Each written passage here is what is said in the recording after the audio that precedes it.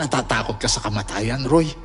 Pero mas nakakatakot kung ano ang naghihintay sa atin sa dilim, ang mga kaluluwa ng mga nasaktan natin. Tinitigan kita pero parang hindi ikaw ang nakikita ko. Naglilisik ang mga mata mo.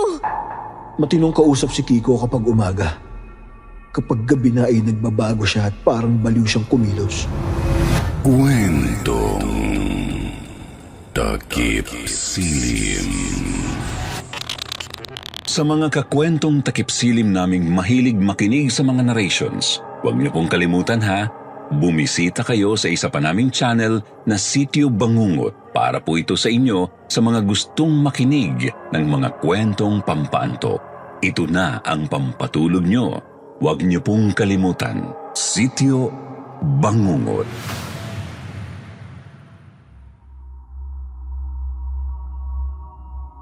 Magandang araw po, Sir Wilmore. Sana po ay nasa maayos kayong kalagayan. Isa po ako sa mga masugid na fans ng kwentong Takip Silim. Matagal na akong nanonood at nakikinig sa YouTube channel ninyo sa computer ng apo ko. Kamakailan lang ay ibinigay ng apo ko ang lumang iPhone niya sa akin. Hindi ko naman alam kung paano gamitin yon at pinang-YouTube ko lang ito. Doon ko na-discover ang kwentong Takip Silim at talaga namang natuwa ako dahil mahilig ako sa mga kwentong katatakutan. Isa na po akong balo at nakakalungkot ang karanasang ikikwento ko po. Pero ito na rin po ang nakakatakot kong karanasan sa buong buhay ko. Itatago ko na lang ang sarili ko sa pangalang Maureen at itago na lang natin sa pangalang Roy ang namayapang asawa ko. Tinatago-tago ko ang kwentong ito dahil sa madilim at mapait na kasaysayan ng buhay naming mag-asawa. Pero matagal na rin mula nang namatay si Roy, kaya naman naisipan kong ibahagi sa inyong channel ang kakaiba at nakakatakot na nangyari sa amin.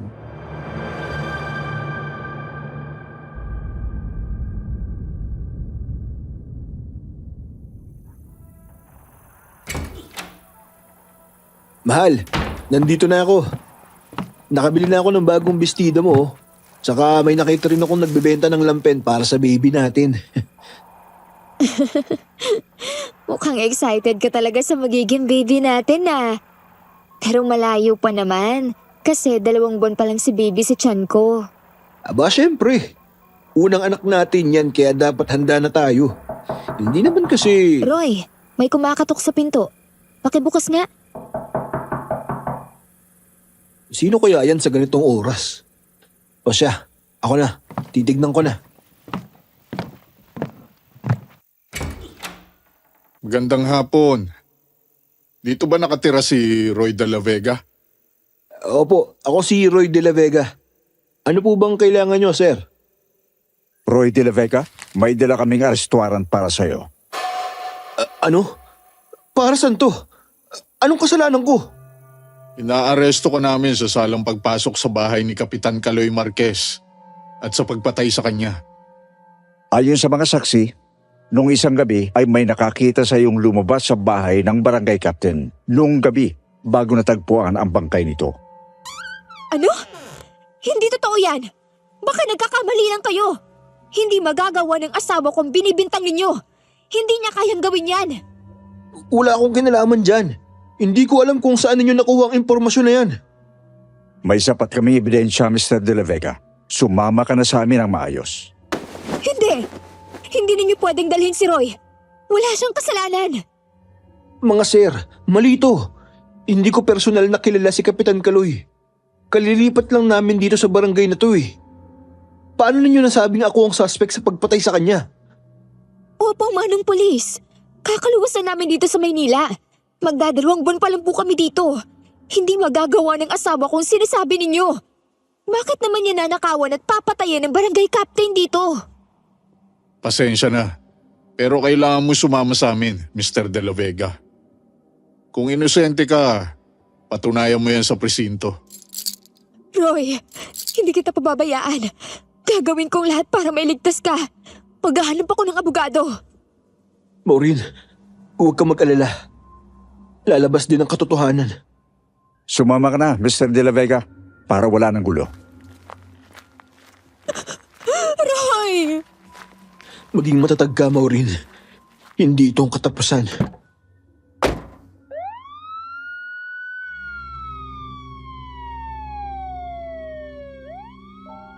Halos gumuho ang mundo ko noong mga oras na yon, Sir Wilmore. Tinangay na ng mga pulis ang asawa ko at wala akong magawa. Sabi ng mga taga-barangay ay nakita daw nila si Roy nung isang gabi na lumabas mula sa gate ng bahay ni Kapitan Kaloy. May nakakita daw na may bahid ng dugo ang maong ni Roy at may dalang itim na bag ito. Bagong lipat lang kami sa barangay na yon, Sir Wilmore. Wala pa kaming gaanong kakilala sa lugar na yon, kaya walang makapagpapatunay na inosente ang asawa ko. Alam ko sa puso ko na hindi magagawa ng asawa ko ang magnakaw at pumatay. Napakabilis na mga pangyayari. Nahatulan ng asawa ko na makulong sa bilibid. Hindi ko napatunayan na hindi ang asawa ko ang pumatay sa barangay captain dahil wala siya sa bahay namin noong gabing naganap ang krimen. Sinabi naman ng asawa kong wala siyang ginawang masama at nasa kalsada siya noong mga oras na yon. Naniwala ko sa sinabi niya pero hindi ang korte. Nakulong si Roy kahit inosente siya, Sir Wilmore.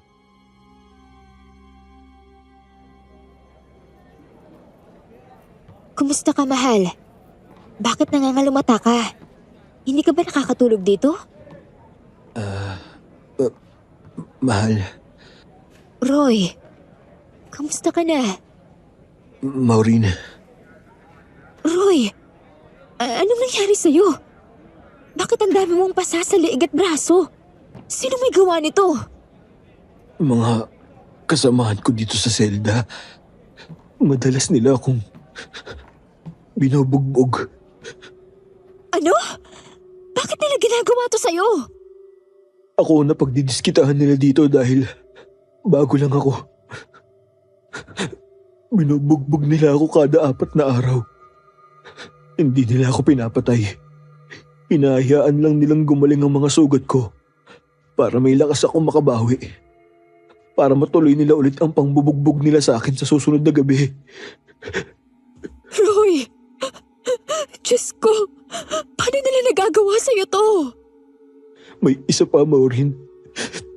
Sinubukan nila akong halayin. Pero nakatakas ako. Nakatakas ako ng laban. Mahal, hindi ko kayang makita kang nagdurusa ng ganito. Gagawin ko lahat para mailabas ka dito. Hindi kita pababayaan. Maureen, natatakot ako. Hindi ko na alam kung hanggang kailan ko kakayanin ang lahat.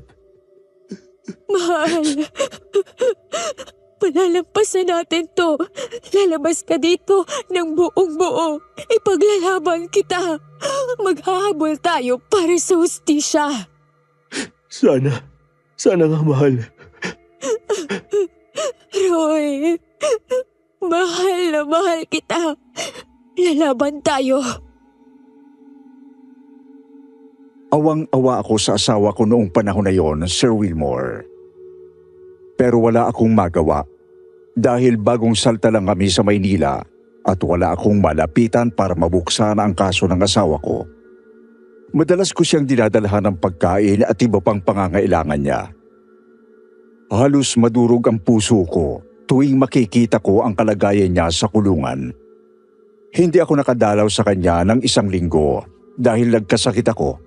Kaya naman nagulat na lang ako noong muli ko siyang binisita. Kakaiba ang kinikilos ng asawa ko. Roy, kamusta ka na? Mukha kang pagod at takot na takot. Mahal, may bago na namang dumating na preso dito. Kiko ang tawag sa kanya. Kiko? Sino siya? Anong ginawa niya sa'yo? Maureen, hindi ko na maintindihan. Sa umaga, normal siya eh. Para siyang ordinaryong tao. Pero, kapag gabi, iba siya. Maureen, iba ang kilos niya. Iba ang boses. Parang may iba pang tao sa loob niya. Parang ibang tao na siya kapag gabi na. Ano? Paanong iba? Maureen, natakot na ako sa kanya. Higit pa sa takot ko sa mga preso na nambubugbog sa akin dito. Si Kiko, parang may sa demonyo sa katawan niya kapag gabi na. Demonyo? Anong ibig mong sabihin, Troy? Sigurado ka bang totoo to? Baka naman guni-guni mo lang. Dala ng pagod at takot. Mahal, hindi to guni-guni. Naririnig ko siya. Nakikita ko siya minsan. Bigla na lang siya nakatitig sa akin na parang gusto kong patayin. Pero ibang tingin niya. Parang may iba siyang balak eh. Mas nakakatakot na plano sa akin. Roy, anong gagawin mo? Kailangan may makaalam nito. Paano kung mapahamak ka? Hindi ko alam, mahal. Pero alam ko na hindi na ako nakakatulog ng maayos mula nung dumating si Kiko. Natatakot akong matulog dahil madalas gising si Kiko at paikot-ikot sa selda namin. Roy, kailangan natin maghanap ng paraan. Huwag kang sumuko. Gagawin kong lahat para mailabas ka dito bago pa may mangyaring masama. Mahal, sana nga. Pero habang nandito si Kiko, hindi ako mapakali. Mas natatakot ako sa kanya kaysa sa kahit sino pa man dito. Gusto ko pang malaman ang iba pang detalye tungkol doon sa Kiko na sinasabi ng asawa ko. Kaya naman, pinakiusapan ko siyang ikwento sa akin kung ano yung naranasan niya kasama yung taong yon. Ikikwento ko sa inyo, Sir Wilmore, kung ano yung nangyari sa asawa ko at ako na ang nagsasabi na kinikilabutan ako sa kwento ng asawa ko. Sabi ni Roy, nung unang linggo na dumating daw si Kiko ay binugbog din ito ng mga kasama nila sa selda. Pero ang nakakatakot daw noon ay noong nakita niya ang mukha ni Kiko. Tumutulo ang dugo mula sa labi at ilong nito, pero matamis ang ngiti ni Kiko na parang natutuwa pa habang binububog siya sa selda. Matapos ang ilang araw ay naisipan ng asawa ko na kausapin si Kiko para mas makilala niya ito. Pero noong nakausap niya ito, pinagsisihan niya ang lahat dahil kakaibang tao talaga si Kiko.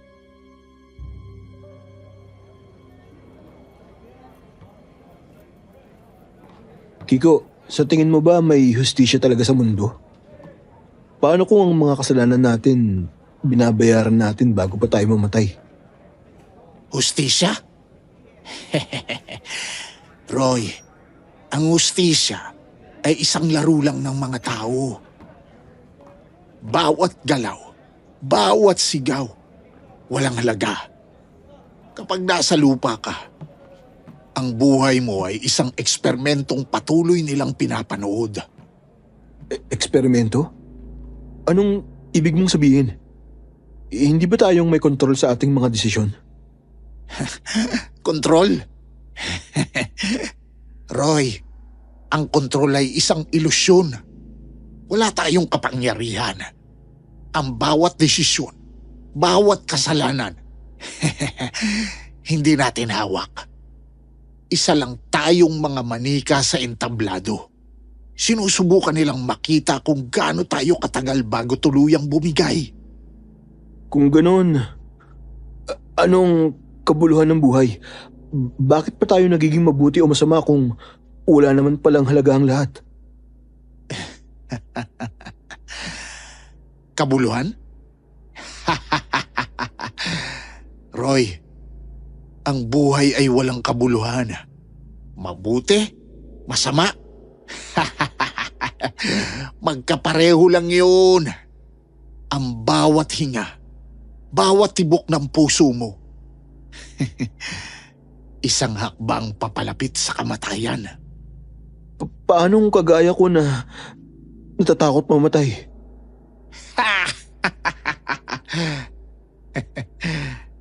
Natatakot ka sa kamatayan, Roy. Pero mas nakakatakot kung ano ang naghihintay sa atin sa dilim. Hindi ba? Ang mga kaluluwa ng mga nasaktan natin. Bumabalik sila, Roy. Bumabalik sila para kunin ang kanila. At alam mo kung nasan sila? Nasaan sila? Nandito. Nandito sa utak natin. At hindi nila tayo iiwanan. Kaluluwa? Babalik sila? Teka, bakit sila babalik? Hindi ba sapat ang pagdurusa natin dito?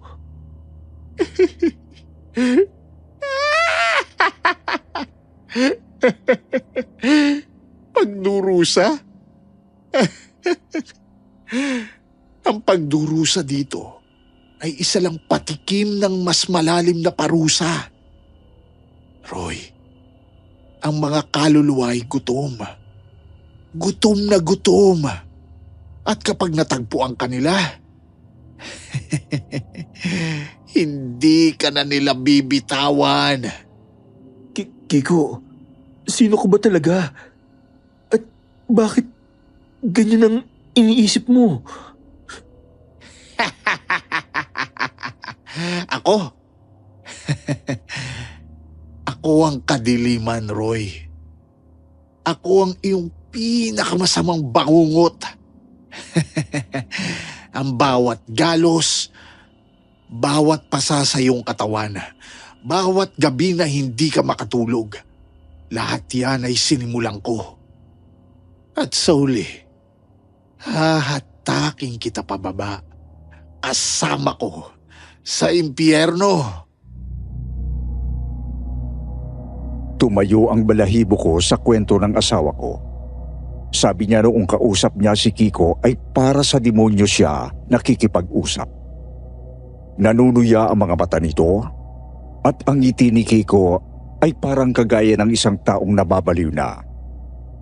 Isang gabi, matapos bugbugin si Kiko ng mga kasama nila sa selda, ay isa pang nakakatakot na pangyayari ang nasaksihan ni Roy.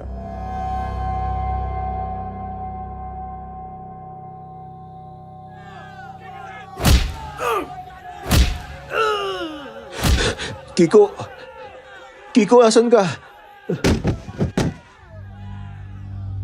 Nakita ni Roy si Kiko noong gabing yon. Nakadapa si Kiko sa kanyang dugo sa sahig. Duguan ang buong katawan nito dahil sa matinding pambubugbog ng mga kasamahan nila. Dinig na dinig ni Roy ang paghingal ni Kiko. Makikita sa sahig ang dalawang ngipin ni Kiko.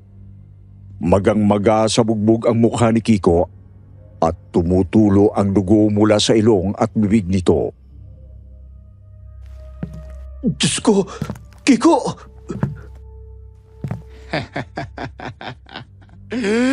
Eto na. Kiko! Ano nangyari sa'yo? Sinong may gawa nito? Roy, ang sarap. Ang tamis ng dugo. Kitang-kita ni Roy kung papaano dilaan, himulin at sipsipin ni Kiko ang dugo niya sa sahig. Halos daw masuka si Roy sa kanyang nakita si Wilmore. Kiko! Anong ginagawa mo? Tumigil ka nga!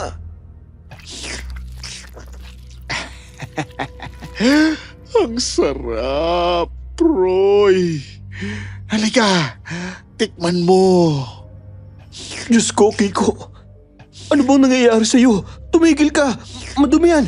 Baka kung anong mangyari sa'yo! Roy, ang dugong ito, akin. Akin lang.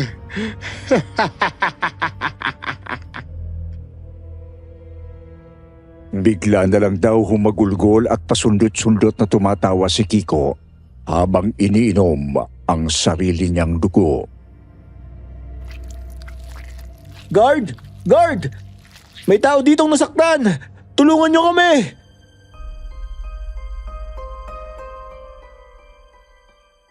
Nanginginig pa sa takot ang asawa ko habang inaalala yung pangyayari kay Kiko habang kinikwento niya. Bakas na bakas sa mukha niya ang sobrang takot, Sir Wilmore. Awang-awa ko sa kanya pero wala naman akong magawa.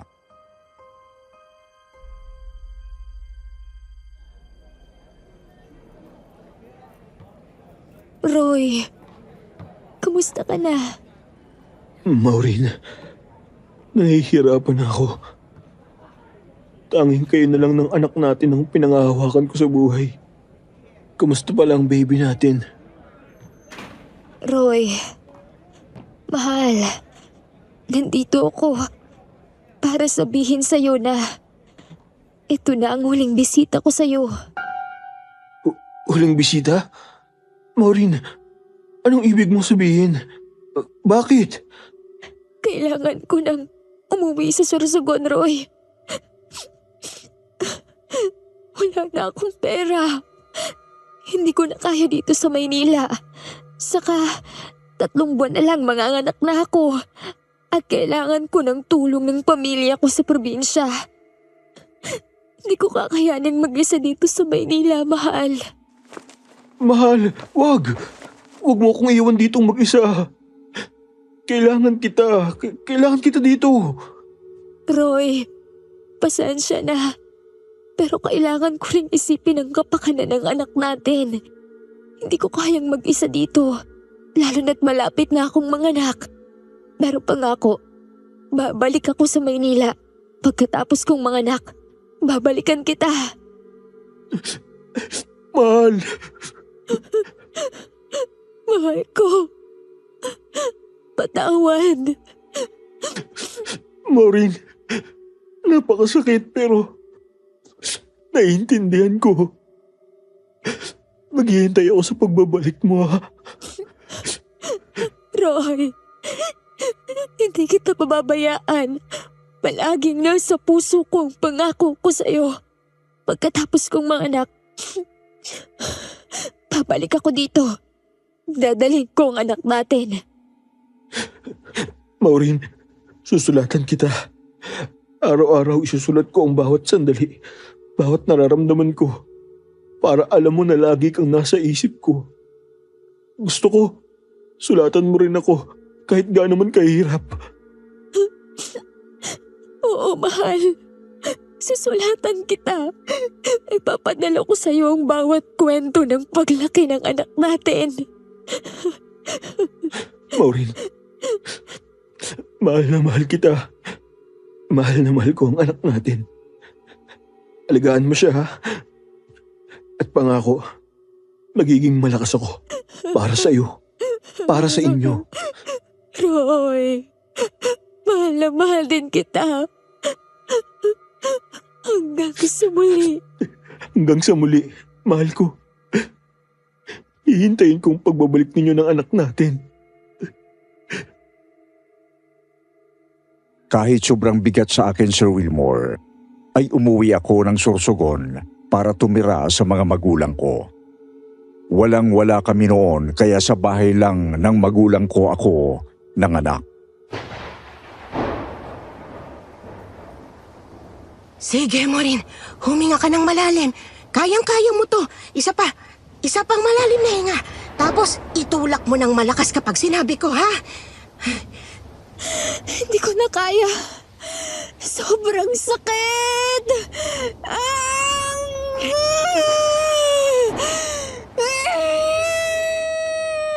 Kaya mo yan, Maureen. Malapit na. Kunting hiri pa.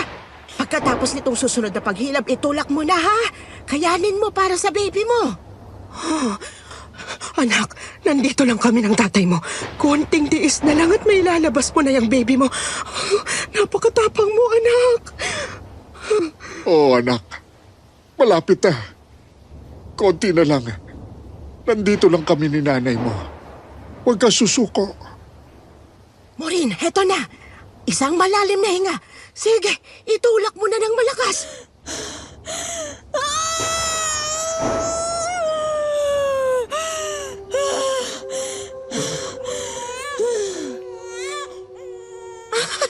Ayan na! Naku, congratulations, Maureen! Lalaki! Ang cute-cute niya! Anak, nanganak ka na! Salamat sa Diyos, ligtas kayo pareho! Anak, mayapo na kami. Napakagwapo ng baby mo, Maureen. Salamat. Salamat po sa inyong lahat. Hello, baby. Kamusta ka, anak? Nandito na si Mama. Maureen, pahinga ka na muna. Napakagaling mo. Ang tapang mo. Mataba at malusog ang baby mo. Ay, ipinagmamalaki kita, anak. Ngayon, may isang bagong buhay na magbibigay sa ating lahat ng saya. Sige na, anak. Magpahinga ka muna. Kami na ang bahala sa apo namin. Payapa kong nailuwal ang anak namin ni Roy. Damang-dama ko ang tuwa niya nung sumulat siya sa akin matapos kong ipaalam sa kanya na nanganak na ako. Tuloy-tuloy lang ang palitan namin ng sulat ng asawa ko. Bigla siyang nagkaroon ng lakas ng loob dahil sa anak namin. Hindi na rin niya nabanggit ang nangyari sa kasama niyang preso na si Kiko. Pinangalanan kong Frank ang anak namin ni Roy dahil paborito namin si Frank Sinatra. Tuwang-tuwa si Roy nung nalaman na Frank ang pangalan ng baby namin. Pero habang lumilipas ang panahon, naging madalang na ang pagsagot ng asawa ko sa mga sulat ko sa kanya.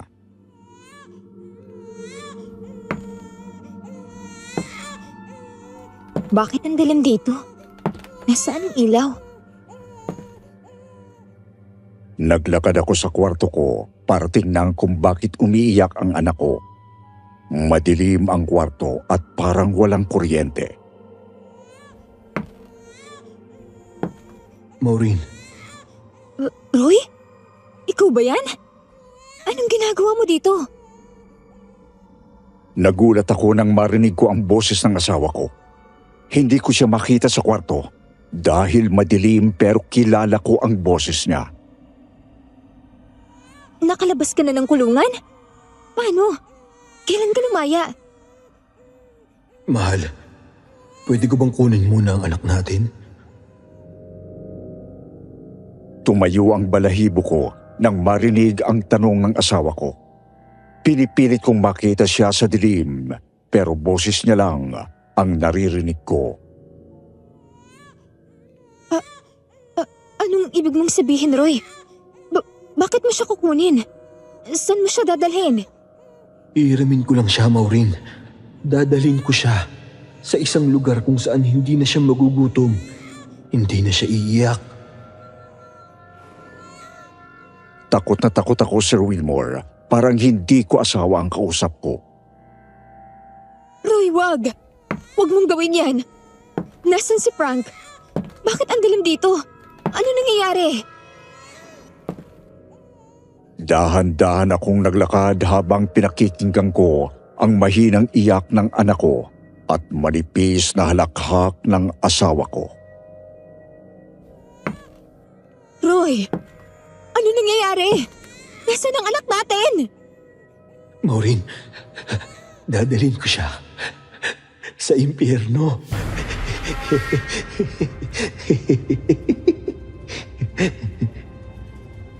Nakalapit na ako sa asawa ko at Diyos ko po, Sir Wilmore. Nakita ko si Roy na may mahabang dalawang sungay tulad sa demonyo. Hawak niya ang anak namin at nakangiti siya na parang may masamang balak sa aming anak.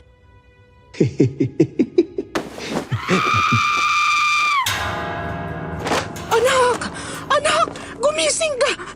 Binabangungot ka! Nasaan ang anak ko? Ano nangyari sa kanya? Anak, nandito sa akin ang anak mo. Kinarga ko siya dahil bigla siyang umiyak nung napasigaw ka eh. Mabuti naman. Panaginip lang ang nangyari. Oo anak, binabangungot ka. Ayos ka lang ba anak? Gusto mo ba ng tubig? Okay lang ako, Mama. Napakasamang panaginip lang. Oo, Sir Wilmore. Napanaginip akong dumating na raw si Roy at kukunin niya ang anak namin. Pero sa panaginip ko ay meron siyang sungay at nakakatakot na itsura. Sabi ng nanay ko ay magdasal daw ako dahil masamang pangitain daw ang napanaginipan ko.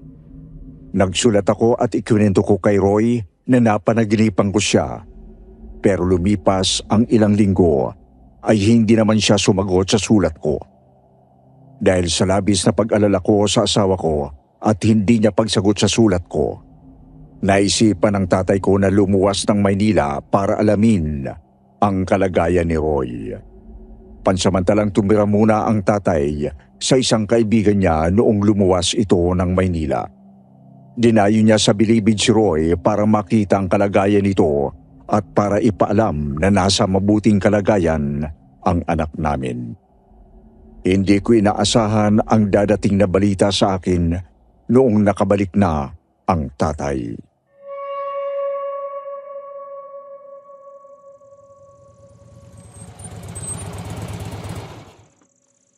Maureen! Anak! Diyos ko! Nasaan ka? Maureen! Papa! Andito ako sa kusina. Nakabalik ka na pala. Kumusta si Roy? Diyos ko po, anak. Paupo ka muna. May masama akong balita. Bakit po? May nangyari po sa asawa ko? Noong ko lang nakitang takot na takot ang tatay ko, Sir Wilmore. Ang sabi niya ay nakausap niya si Roy. Nakakaiba ang kinikilos. Parang takot ito sa tao at lagi itong nauutal magsalita. Sobrang payat daw ang asawa ko at malalim ang mga mata na parabang hindi natutulog. Ilang beses nagpabalik-balik sa bilibid ang tatay ko para lang makausap ng matino si Roy. Pero talaga naman daw natakot ang tatay noong kwento ni Roy na mayroong nangyari sa kulungan nila at sangkot doon yung isang preso na ang pangalan daw ay Kiko. Muli akong kinilabutan noong nabanggit ng tatay ko si Kiko. Matagal nang walang sinasabi si Roy tungkol kay Kiko, kaya inakala kong naging mabait at maayos na ito. Hindi pala at ang nakakatakot ay mas naging malala pa si Kiko kumpara sa dati. Kwento sa akin ng tatay ko ang kwento sa kanya ni Roy.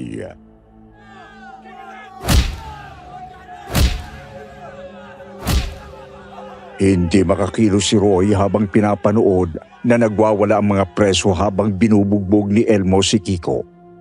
Si Elmo daw ang pinakamalaking preso sa kulungan at siya ang kinatatakutan ng karamihang preso doon. Duguan na raw ang nguso at buong mukha ni Kiko pero panay pa rin ang tawa nito. Galit na galit si Elmo habang patuloy na sinusuntok si Kiko.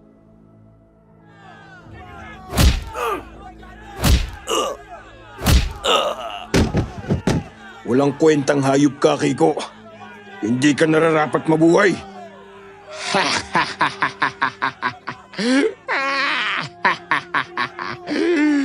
Sige pa, Elmo. Gusto ko pa. Tuloy mo lang.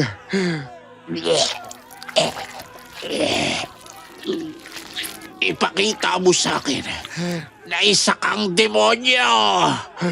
Elmo, tama na. Mapapatay mo na siya. Tumigil ka na. Huwag mo na ituloy yan. Mapapatay mo lang si Kiko. Hindi ako titigil hanggat hindi ka tumitigil sa kabaliwan mo, Kiko. Tatapusin na kitang hayop ka!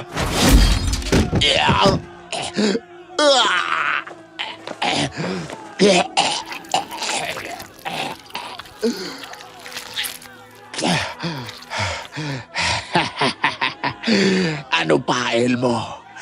Isang suntok pa. Kaya mo pa ba? Ipakita mo sa aming lahat ang tunay mong anyo. Ngayon na! Maging demonyo ka! Elmo, tama na! Maawa ka! Tama na sabi, mapapatay mo lang siya. Halika, Elmo. Gusto kong matikman mo ang lasa ng karne ng isang demonyo. Nagulat ang lahat nung biglang hinawakan ni Kiko ang kaliwang braso ni Elmo. Pilit niya binuka ang kamao ni Elmo at isinubo ang hinlalaki nito.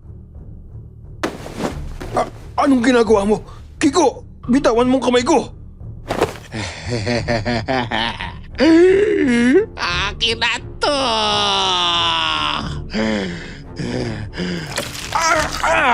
Ayok ka! Kiko, anong ginagawa mo? Utragis ka! Parang mabangis na hayop na kinagat ni Kiko ang hinlalaki ni Elmo. Putol na putol ang hinlalaki ni Elmo at nasa bibig ito ni Kiko na patawa-tawa lang. Lalong nagwala ang mga preso sa kulungan matapos kagati ni Kiko ang daliri ni Elmo.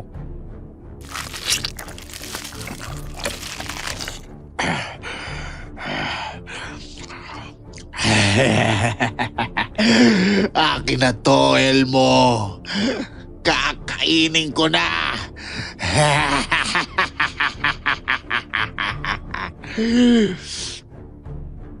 Mabilis na nilunok ni Kiko ang putol na hinlalaki ni Elmo. Naglalaway pa si Kiko matapos niyang lunukin ang daliri at tinitigan lang niya si Elmo na hawak-hawak ang dugoang kamay at sumisigaw sa sakit. Diyos ko, anong ginawa mo, Kiko? Ayok ka, Kiko!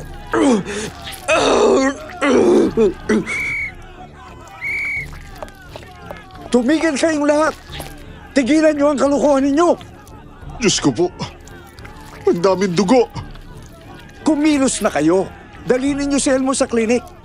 At ikaw naman, pusasan mo yung siraulong si Kiko. Diyos ko, patawarin ninyo kami. Bakit nangyayari ang lahat ng ito? Nabagabag si Roy matapos ang kanyang nasaksihan. Tinapos na ni Roy ang pagkakwento sa tatay ko at bigla na lang daw itong nanahimik. Siguro ay masyado nang naapektuhan ang pag-iisip niya dahil sa nasaksihan niya kay Kiko. Awang-awa daw ang tatay ko noong nakita niya ang kalagayan ni Roy. Madalas daw natulala ito habang kausap niya. Pero nagliwanag ang mukha nito nung pinakita niya ang mga picture ng anak naming si Frank.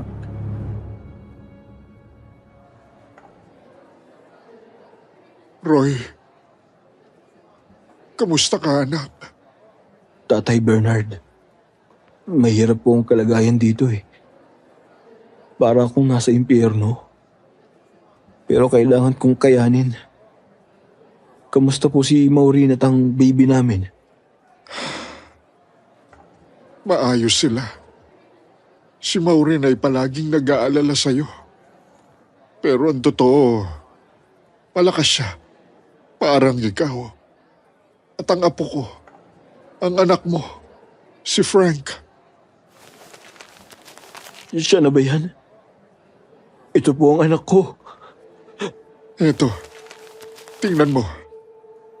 Ito si Frank. Ang apo ko. At ang anak mo. Frank ang pangalan niya? Oo.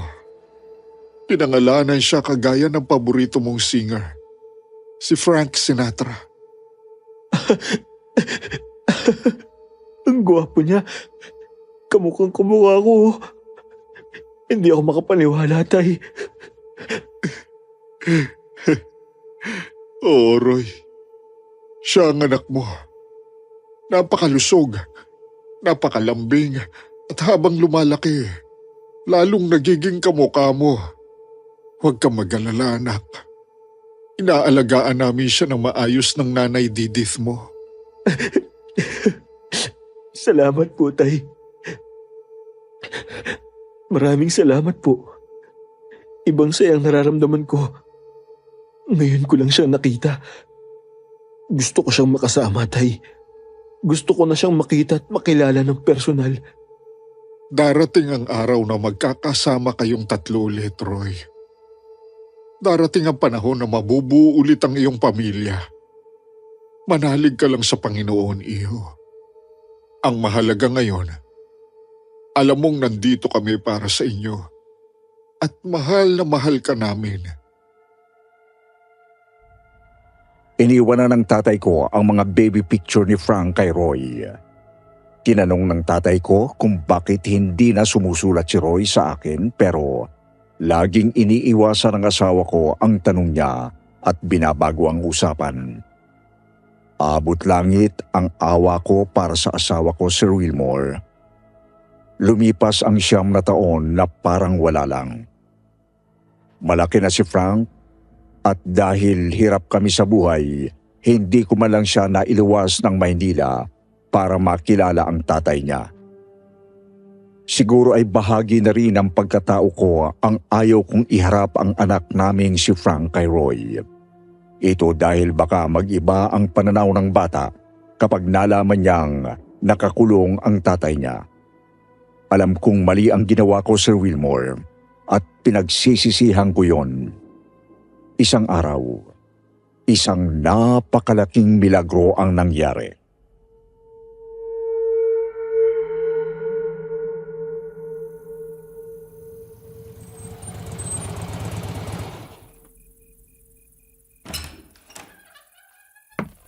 Sino yan?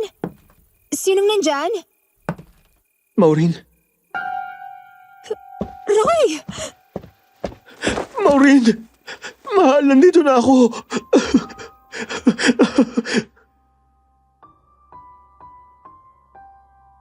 Halos hindi ako makahinga sa tuwa nung nakita kong nakatayo sa harap ng bahay ng magulang ko si Roy. Nakasuot siya ng damit ng pangkaraniwang tao, hindi gaya ng uniforme sa bilibid. Hindi ko napigilang umiyak at yakapin siya. Roy! Akala ko hindi na kita makikita ulit. Diyos ko, salamat! Salamat at nakalaya ka na! Maureen, mahal ko. Nandito na ako. Hindi na ako aalis. Maureen, anong nangyayari dyan? Sino yung dumating, anak? Roy, totoo ba ito? Nakalaya ka na? Opo, Nanay Didith. Nakalaya na ako. Lola, sino po yan? Frank, lumapit ka rito. Nandito ang tatay mo. Anak ko? Frank? Tatay, ikaw po ba talaga yan? Oo, anak. Ako nga ito. Nandito na ako. Ang tatay mo. Roy, hindi ko alam kung paano ako makakapagpasalamat sa Diyos. Dininig niya ang mga dasal ko. Magkasama na tayong lahat. Mahal ko. Salamat sa paghihintay. Salamat sa pagmamahal ninyo. Ngayon magkasama na ulit tayo.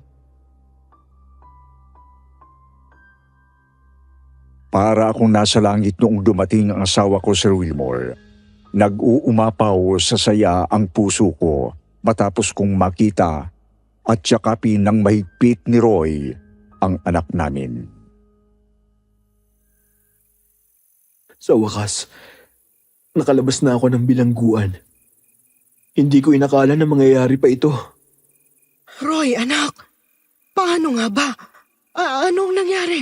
Paano ka nakalaya? Tinanggal ang mga kaso laban sa akin, Nanay Didit. Dahil yung totoong magnanakaw na pumasok sa bahay ni Kapitan Kaloy, sumuko na. Inamin niyang siya ang pumatay kay Kapitan.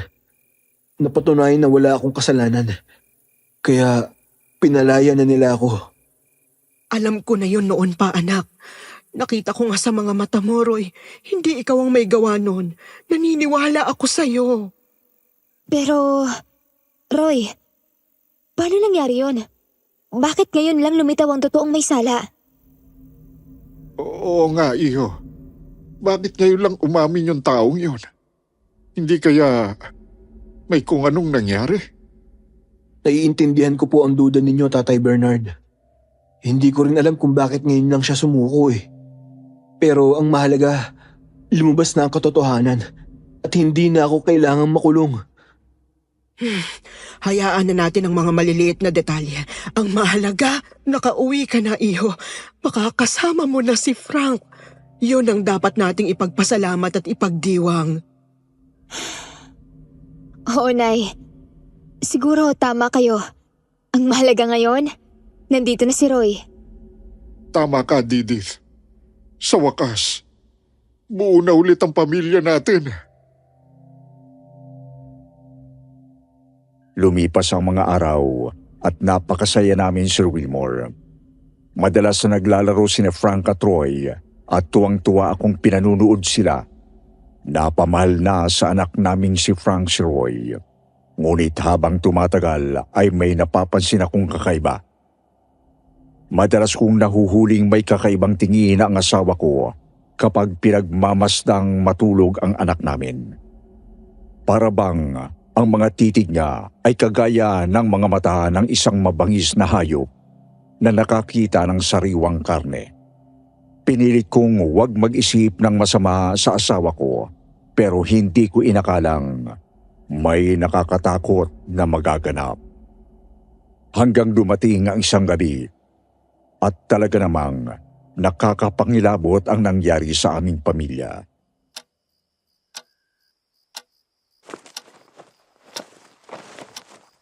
Roy? Frank? Nasaan kayo? Nagising na lang ako na mag-isa sa kama. Wala si Roy at Frank sa tabi ko. Kinutuban ako ng masama. Kaya naman, napabalikwas ako agad para hanapin ang mag-ama ko. Roy? Frank? Nasaan kayo?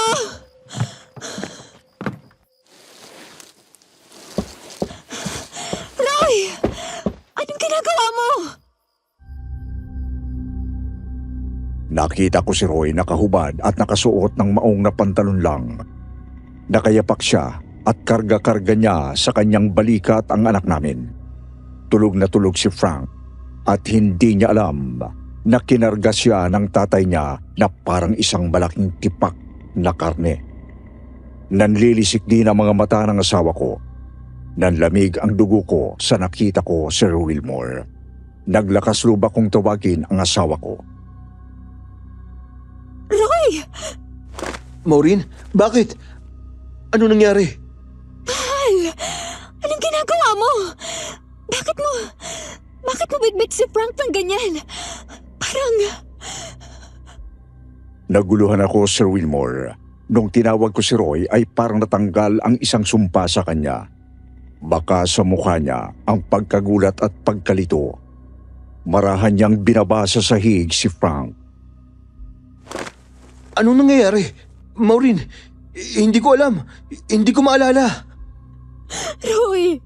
Kanina ka pa lumabas ng kwarto. Bitbit mo si Frank. Parang wala ka sa sarili mo. Tinitigan kita pero parang hindi ikaw ang nakikita ko. Naglilisik ang mga mata mo. Tapos bigla kang natigilan nung tinawag kong pangalan mo. Hindi ko maalala, Maureen. Hindi ko alam kung ano nangyari. Parang may kadiliman sa isip ko. Ano ba itong nangyayari sa akin? Niyakap ko ang asawa ko, Sir Wilmore. Alam ko sa puso ko na nagsasabi siya ng totoo. Roy, Baka pagod ka lang. O baka may masama kang napanaginipan. Mahal, natatakot ako. Natatakot ako sa sarili ko. Hindi ko na kwento sa nanay at tatay ko ang nangyari. Ayokong pag-isipan nila ng masama si Roy, Sir Wilmore. Lumipas ang ilang araw mula noong nangyari yon at hindi na yon naulit pang muli. Pero isang araw, nagulangtang ang buong pamilya namin sa nangyari.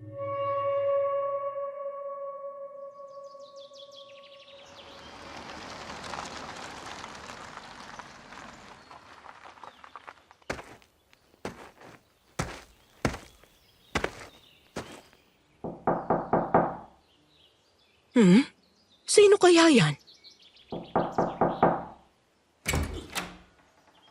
Magandang umaga po. Mga pulis po kami at naparito kami para dakpin si Roy de la Vega. Ano? Dakpin si Roy? Bakit? Anong kasalanan niya? Tumakas siya sa bilangguan. Hindi! Hindi totoo yan! Sinabi ng asawa ko na wala na ang kaso laban sa kanya. Sabi niya pinalaya na siya dahil inosente siya. May mali ba? Hindi ba totoong sinabi ni Roy? Lolo, Lola, Mama, nandito na kami ni Tatay. Kanino po yung jeep na nasa labas? Noong dumating ang asawa ko at si Frank, agad kong nakita sa mukha ni Roy na hindi man lang siya nagulat noong nakita niya ang mga pulis. Para bang alam niyang mangyayari ang lahat. Maureen, Bernard, Naididis. Roy de la Vega, kailangan mong sumama sa amin. Patawarin ninyo ako. Nagsinungaling ako. Hindi ako pinalaya. Tumakas ako mula sa bilangguan.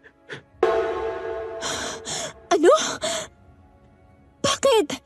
Paano mo nagawang tumakas, mahal?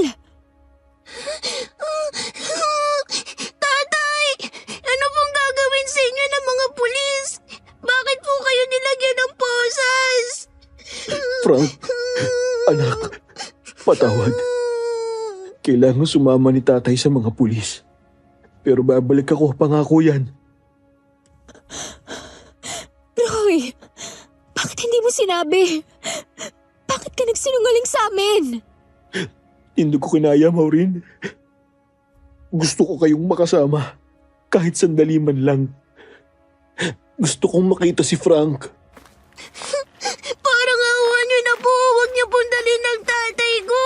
Mamang pulis, huwag niyo pong ikulong ang tatay ko.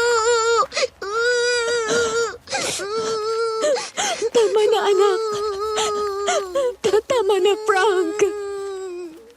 Frank, anak, sige na. Sumama ka na sa mama mo. Pangako. Babalik ako sa inyo.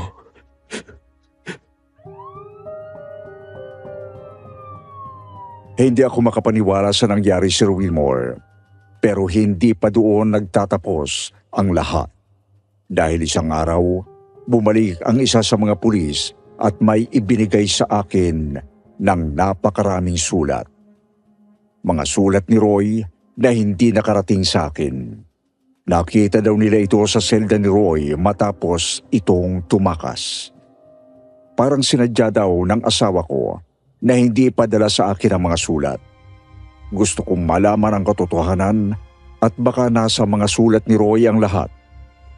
Naupo ako sa kama sa loob ng kwarto namin at isa-isa kong binasa ang mga sulat. At doon ko nalaman ang nakakatakot at kahindik-hindik na nangyari sa asawa ko sa loob ng kulungan. Kwento niya sa mga sulat niya ang lahat. Ibabahagi ko sa inyo, Sir Wilmore, ang ilan sa mga nakakatakot na parte ng mga sulat ni Roy sa akin.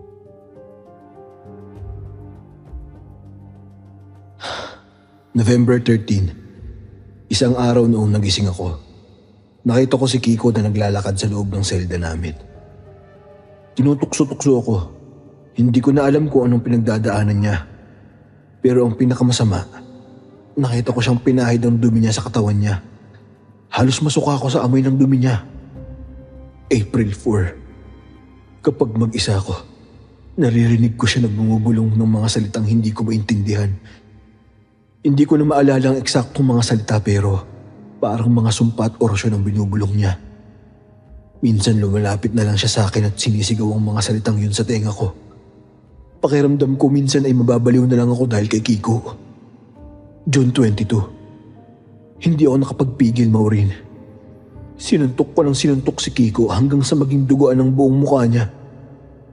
Hindi siya lumaban sa akin, pero sa halip ay parang tuwan-tuwa siya habang sinusuntok ko siya.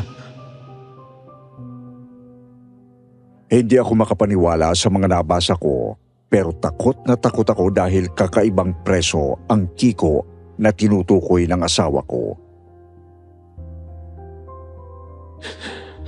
December 9. Minsan nagigising ako na may mga kakaibang simbolo na nakasulat sa mga braso ko. Ginagamit ni Kiko ang dugo niya para isulat yun sa braso ko. August 4. Hanggang ngayon ay hindi naniniwala ang prison warden na baliw si Kiko. Kahit ilang preso na kami nagre-report sa kanya. Matinong kausap si Kiko kapag umaga. Maayos at matalino siya tuwing umaga pero kapag gabi na ay nagbabago siya at parang baliw siyang kumilos. March 23. Isang gabi. Mas masahol pang nangyari. Habang natutulog ako, bigla niyang isinuka ang dugo na nasa bibig niya papasok sa bibig ko. Nainom ko ang dugo at nasuka ako sa sobrang baho nito. Wala akong magawa. Puro takot na lang ang naramdaman ko. Para akong nawawala sa katinuan.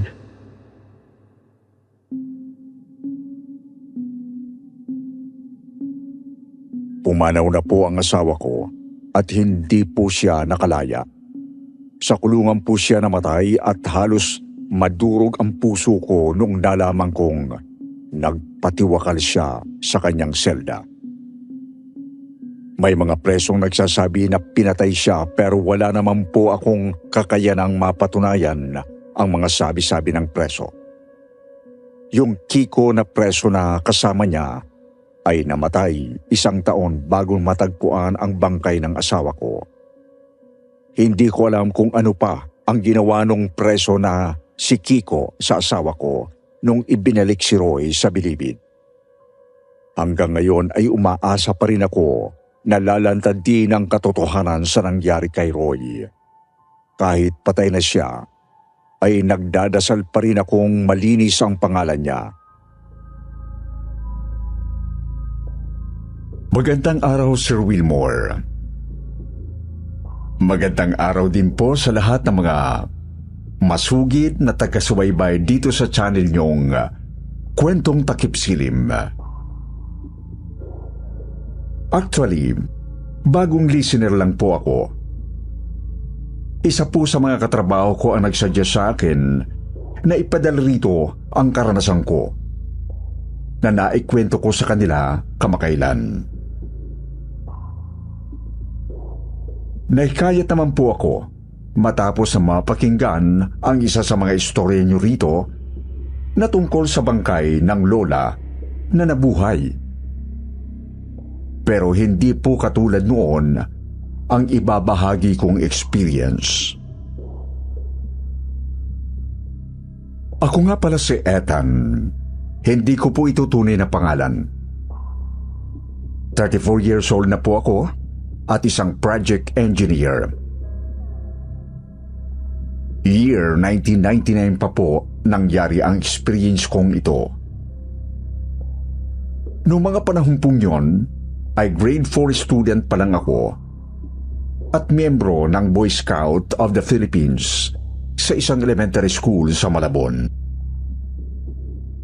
Nagkaroon po kami ng off-campus activity kung saan pinag-overnight kami ng mas malaking elementary school na nasa siyudad lang din ng Malabon. Ang misyon para sa amin ay ang mag-aral ng basic camping at survival skills. Kasama na rin ang paglilinis ng school grounds para sa programa kinabukasan. na hindi ko na matandaan kung para saan yon. Ang alam ko lang, masaya at exciting ang gabing yon para sa amin ng mga kaibigan ko. Nakalimutan ko na po ang pangalan ng mga nakasama ko noon sa camp.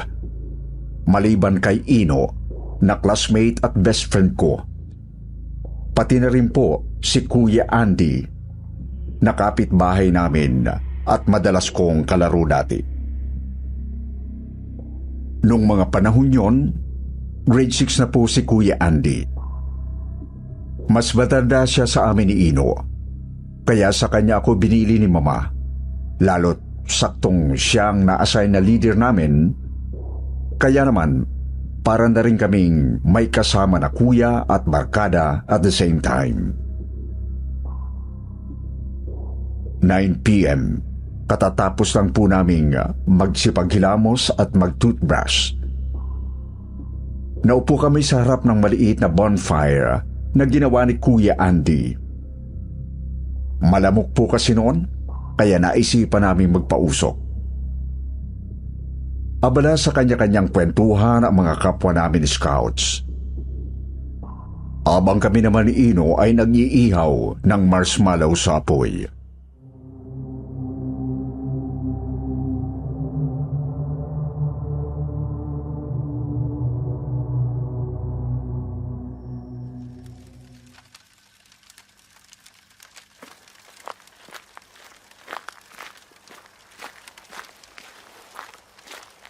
Uy, masarap yan ah. Sa iba tong marshmallow, Ino. Pahiya. Opo, Kuya Andy. Kuha ka lang. Hoy, ano ka ba? Akin yan. Loko ka ba? Pero sige kuya, kuha ka na. Ayun! Thank you, Ethan. Paupo na rin ako. Bakit nyo iniihaw? Masarap yan kuya. Subukan mo. Heto stick. Nagiging lasang icing. Sige nga, testing. Kuya Andy, kwento ka naman. Anong kukwento ko? Kahit ano, basta nakakatakot. Itong si Ethan, mahilig sa katatakutan, duwag ka naman. Ako duwag? Baka ikaw. Alam mo Kuya Andy, kanina si Ino nag-CR cam. Ano? Ano na naman, Ethan? Oh, sige na, magkukwento ako. Huwag na kayo maingay. Yun! Game! Nakikita niyo ba yung building na yan? Opo. Kakwentuhan ko yung guard kanina. Sabi niya, may nagmumulto daw dyan. Isang beses daw nagra-round siya. Kasi siya yung nagsasara ng mga pinto, ilaw, tsaka gate niyan. Sinecheck niya raw muna yung mga ilaw kung naiwang bukas o kaya yung electric fan o kung may naiwang gamit. Isang beses daw, ginabi siya sa pag-check. Kasi ang daming building eh. Bakit kasi mag-isa lang siya? Ino naman, huwag ka na magtanong kasi. Sige na kuya, tuloy mo. Mag-isa lang siya. Kasi pang umaga yung isa niyang kasamahan. Siyang naka-assign kapag gabi. Kaya nga nandyan siya ngayon eh. Eh di, yun na nga. Sinicheck niya yung mga room. Tapos nagulat siya. Kasi pagtingin niya sa isang room, bukas pa yung ilaw. May mga estudyante na nagkaklase. Tsaka teacher pa daw. Aalis na raw sana siya kaso naalala niya. Wala naman nang nagkaklase dapat eh. Kasi gabi na. Baka overtime. Ang ingay mo naman Ino, huwag ka nga magpatawa. Natatakot ka siguro no? Hindi ako natatakot ah. Oh, makinig na kayo. Dali. O dali kuya, may nagkaklase kahit gabi na? Ayun nga. Nagtataka si Kuyang Guard. Kasi dapat wala ng klase kasi gabi na. Pinalikan niya ngayon para silipin uli. Pagtingin niya sa room, patay na uli yung ilaw.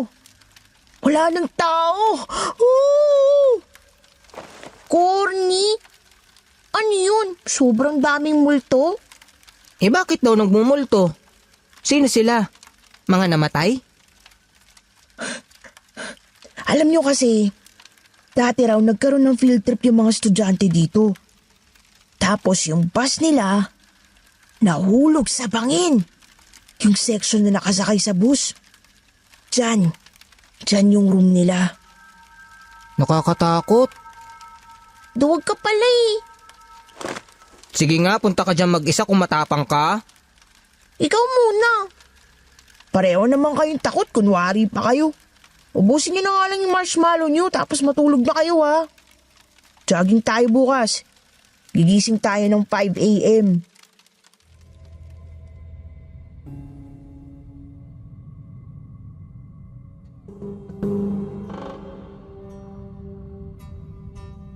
Noong mga pagkakataong pong yun, Sir Wilmore, ay takot na takot kami sa kwento ni Kuya Andy.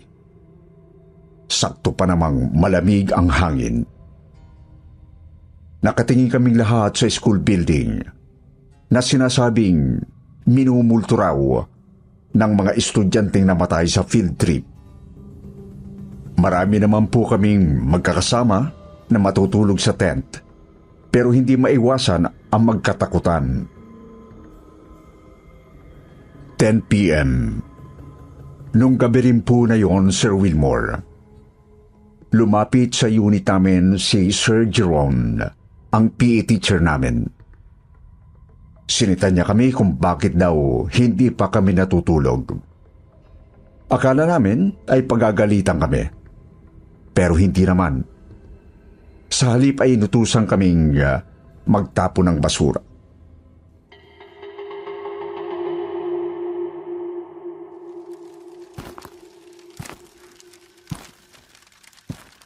Hoy! Boys! Psst! Kayong tatlo dyan. Nasa tent na ang mga kasama nyo. Bakit kayo nasa labas pa? Nagmamarshmallow lang po, sir. Gusto nyo po? Sir, may namatay raw po na estudyante dyan sa building. Anong namatay? Huwag niyong pansinin, sir. Nagkukwentuhan lang po kami. Matutulog na rin po kami pagkatapos po namin dito. Huwag na kayong magpuyat. Ikaw, Andy, ang leader niyan, ha? First class scout ka pa naman. Huwag kang pasimuno ng pagpupuyat. Opo, sir. O siya, bago kayo matulog, Andy, pakitapon muna pala yung mga garbage bag natin dun sa likod. May karetela dun, huwag mong bubuhatin, ha? Sige po. Saan pong likod? Diyan lang, sa likod ng building na yan. Sige po. Okay, babalik na ako sa grade 6. Patulugin mo na yung mga yan.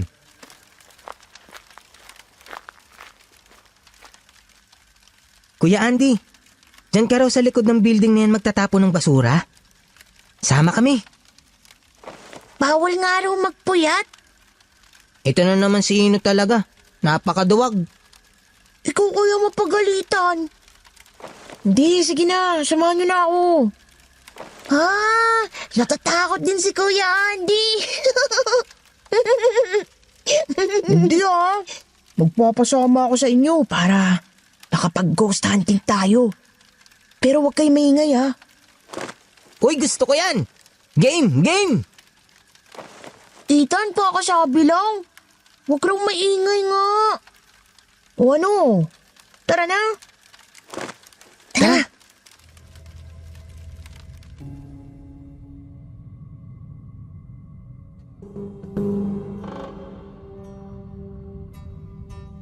Wala pa man po kami sa likod ng building.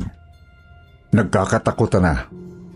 Kapit na nga si Ino sa laylayan ng mga t-shirt namin ni Kuya Andy dahil baka raw tumakbo kaming bigla. Sakto noong pabalik na kami ay napansin ni Kuya Andy na bukas ang metal grill ng building. Yun po yung parang rehas na pangkaraniwang gamit na gate sa mga public school buildings. At dito na nga kami nakaisip ng kakaibang trip na habang buhay na palang tatatak sa alaala naming tatlo.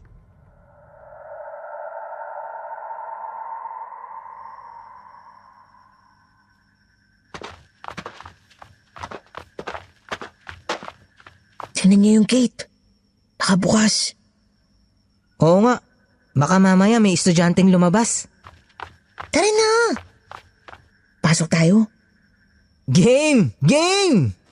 Baka mapagalitan tayo. Saglit lang naman tayo eh. Tara na. Baka maubusan ng battery flashlight ko eh. Ino, napaka.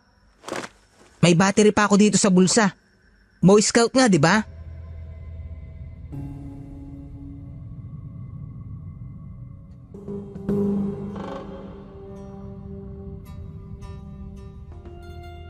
Gaya ng napag-usapan, inakyat na po namin ang building.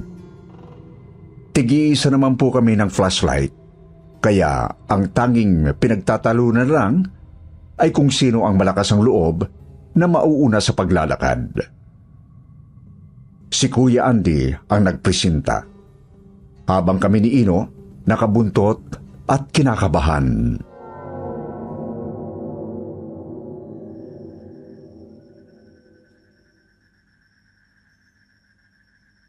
Kuya Andy, saan dito yung room ng mga estudyante na sinasabi mo? Hindi nasabi ni Kuya Guard eh. Baka dito?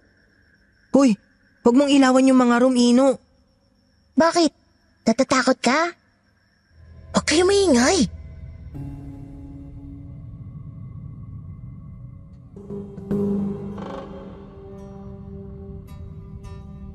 Two-story lang po ang building na yon, Sir Wilmore. Kaya nang matapos naming libutin ang unang palapag, ay nagkahamunan pa rin na umakyat sa ikalawa para naman daw sulit ang adventure.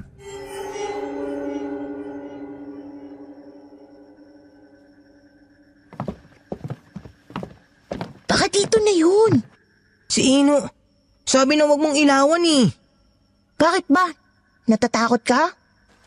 Kapag naubos battery mo, hindi kita bibigyan. Shh! Huwag kayong maingay. Doon tayo sa dulo ng hallway. Uy, tingnan nyo. May nakaupo sa sanga. Ino, mamaya mamatanda ka. Baka mamaya may nakatirang kapre dyan. Sige ka. Joke lang naman. Masarap pala hangin dito. Nakalusot na yung sanga ng sampalok dito oh. Kaso wala nang bunga. Pinipito siguro ng mga estudyante. Wala naman tayong nakitang multo, Kuya Andy. Siguro kaya nagpapakita kay Kuya Guard. Kasi may third eye siya, no? Siguro. Kasi lagi raw siyang pinagpaparamdaman dito eh. Ang asim kahit taon lang oh. Gago ka, Ino. Mamaya manuno ka. Pitas ka ng pitas. Hindi yan. Nagtabi-tabi naman ako eh. Hindi naman kita narinig na nagtabi-tabi. Nagtabi-tabi po ako. Bumulong ako. Bingi ka lang. Tama na yan. Tara na, balik na tayo sa camp.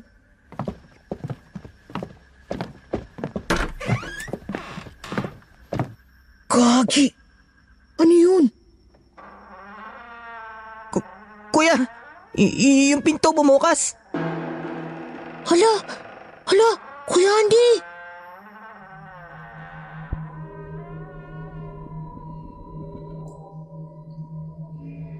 Sir Wilmore, hindi kami nakagalaw sa kanya-kanya naming pwesto nang makita namin ang pinto ng classroom na unti-unting bumubukas. Nanginginig kaming tatlo sa takot.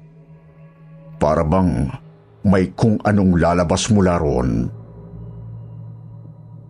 Hindi namin malaman kung papaano kami aalis dahil nasa direksyon ng pintuang yon ang likuran papunta sa hagdan.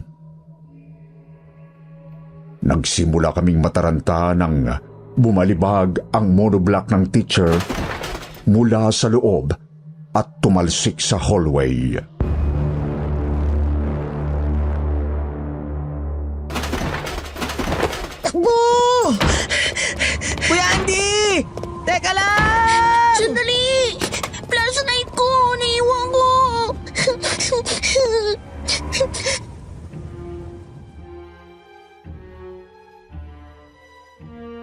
Nakatakbo rin po kami pababa sa hagdan. Habang sabay-sabay na nagsisigawan at natataranta.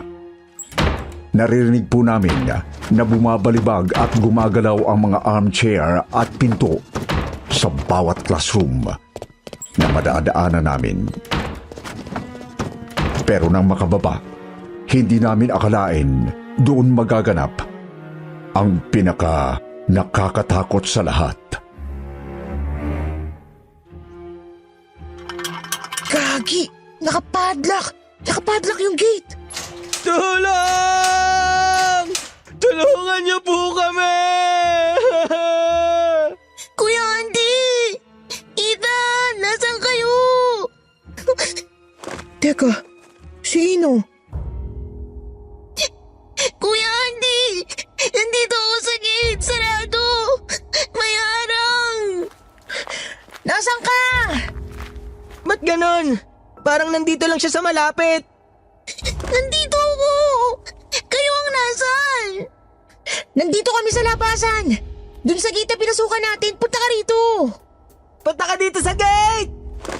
Nandito nga ako eh! Kayo ang wala!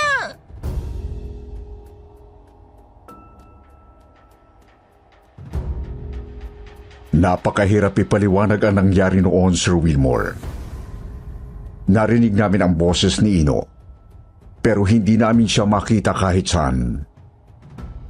Imposible rin na iwan siya sa taas dahil sa lakas ng boses niya. Parang katabi lang namin siya.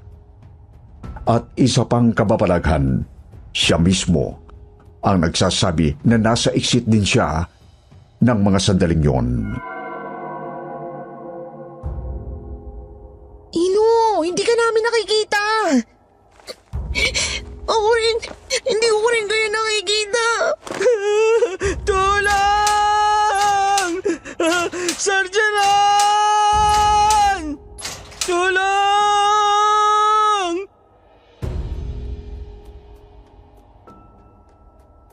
Swerte na po sigurong maituturing nang matanaw namin na ang isang lalaki na napadaan. Si Mang Tolitz, na janitor ng paaralan. Siya po ang sumaklulo sa amin ng mga sandaling yon. Nang mabuksan ang gate, lumabas kaagad kami at natataranta nagpaliwanag kay Mang Tolitz. Sakto naman po ang dating ng mga guro naming sina Ma'am Louise at Sir Jeron na noon ay nag-aalala rin.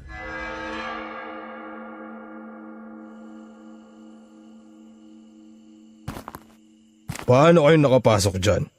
Nakakandado yan ah. Kuya, pabukas po! Please! Yung kasama namin nawawala eh. Sinong kasama? Ilan ba kayo? Si Ino po, 3 po kami kanina. Andy, Ethan, anong nangyayari? Diyos ko, tong mga batang to, gabi na. Ma'am, sir, si Ino po, kasama rin namin kanina. Tapos, bigla siyang nawala. Pero, naririnig po namin siya. Tapos, hindi namin siya makita. Ano? Anong sabi mo? Ayusin mo paliwanag. Umakyat kami sa taas. Tapos, si Ino biglang nawala. Pero, naririnig pa rin namin siya eh. Parang invisible po. Wala nga si Ino. Eh bakit kasi kayo umakyat dyan? Nag-ghost hunting po kami, ma'am. Si Ino po kasi pumitas ng dahon sa sampalok. Tapos iniilawan niya pa. Sandali. Babalik ako. Kukuha lang ako ng kandila. Sige po, Mang Tolitz. Salamat po. Kumalma muna kayo. Ipaliwanag niyo uli habang hinihintay natin si Mang Tolitz.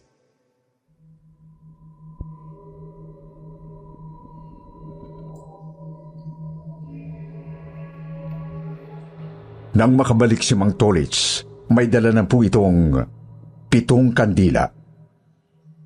Umakyat po siya sa taas at sumunod na rin po kami kasama sina Ma'am Louise at Sir Jeron na kapwa naguguluhan pa rin sa nangyayari.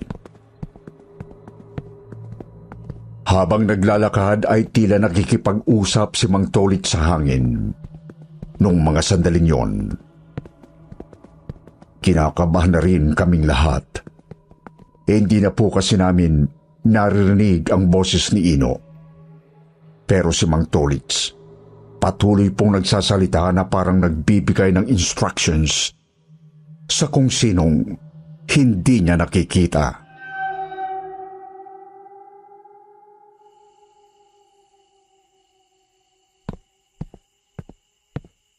Anong pangalan ng kasama nyo? Ino po. Hindi na siya nagsasalita. O baka po hindi natin naririnig. Alam nyo, delikado tong ginagawa nyo ha. Mamaya ka na mag-sermon, Sir Jeron. Napaglaruan siguro tong mga batang to eh. Baka naririnig niya pa tayo. Ino! Hanggat naririnig mo kami, huwag kang matakot! Makinig ka lang! Umakyat ka sa second floor! Aakyat din kami! Magsisindi ako ng kandila mula sa tapat ng sanga ng sampalok papunta sa hagdan! Humingi ka ng sorry sa puno! Makiusap ka! Sabihin mo hindi ka nauulit! Kapag nakita mo yung mga ilaw sa sahig, magbaligtad ka ng damit! Saka mo damputin isa-isa yung mga kandila at huwag papatayin!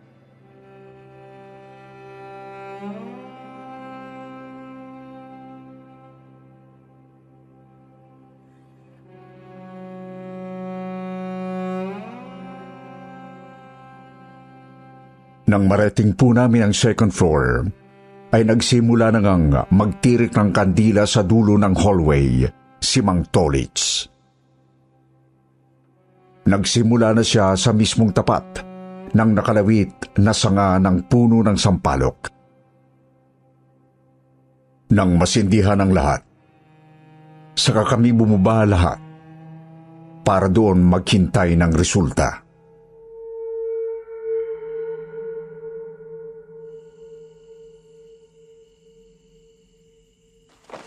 Maghihintay lang po ba tayo rito? Baka po takot na si Ino dun. Duwag pa naman po yun. Nangyari na ba ito dati, Mang Tolits? Hindi pa. Ito ang una. Paano po tayo nakakasiguro sa ginagawa natin? Ganito rin ang ginagawa namin sa probinsya. Kapag may naliligaw sa gubat o sa dagat. Kapag may napaglalaruan. May kumuha po ba sa kanya? Naliligaw siguro. Napaglaruan. Paano ba na may gabi na? Nanggagambala pa kayo. May nakatira dyan sa puno ng sampalok na yan. Sorry po. Kasalanan ko rin po. Tingin niyo po, narinig po kaya ni Ino yun, kuya? Sana narinig niya. Malalaman natin. Maghihintay tayo rito kahit magdamag.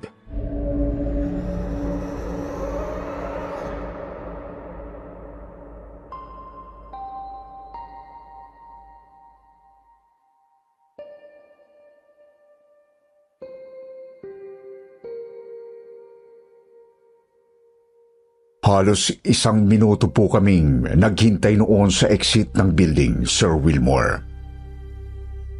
Hanggang sa makita na nga namin pababa si Ino, na baliktad na ang damit at bitbit ang 7 kandila.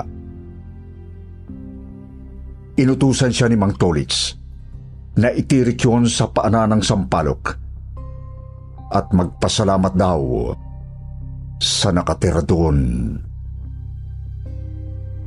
Katakot-takot na sermon po ang inabot namin kay Mang Tolits. Mabuti na lang daw at nasa malapit lang siya. Kaya narinig niya ang sigawan namin. Maswerte nga raw po kami dahil si Ino lang ang napaglaruan ng kapring ginambala namin. Napagalitan din po kami ni na Sir Jeron at Ma'am Louise. Bagamat hindi sila makapaniwala sa nangyari, hindi rin namin nalusutan ang mga sermon nila. Kwento po sa amin ni Ino noon, narinig din daw po niya ang boses naming dalawa ni Kuya Andy. Pero kami raw ang hindi niya makita. Ang mas nakakatakot daw ang exit na napuntahan niya.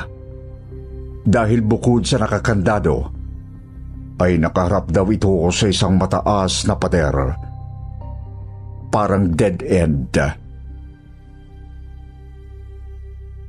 Samantala, bago po natapos ang gabing yon, nagsorry sa amin si Kuya Andy. Inamin po niya sa amin na hindi raw po totoo yung kwento niya tungkol sa gwardya na minulto ng mga estudyanteng namatay sa field trip. Inimbento niya lang din daw yon para takutin kami. Kaya nga raw po malakas ang loob niya dahil alam niyang hindi totoo ang kwento niya. Pero hindi naman po kami nagalit kay Kuya Andy dahil sa gabing yon, pare-pareho po kaming may natutunan na mahalagang bagay. Hindi lang po tayo ang mga tao ang naninirahan sa mundong ito. May mga nilalang na hindi natin nakikita sa paligid na kailangan din nating pakitaan ng respeto. Kung madalas po na nakatira sila sa mga matatayog na puno, gaya ng sampalok na yon, marahil isang paraan din yon ng pagpapaalalang respetuhin natin ang kalikasan. Dahil tahanan din ito para sa iba. Hanggang dito na lamang po, Sir Wilmore. Sana po ay nagustuhan ninyo ang ibinahagi kong experience. More power po sa inyong channel at sa lahat ng mga nasa likod ng kwentong takip silim. Muli po, ako si Ethan at magandang gabi sa inyong lahat.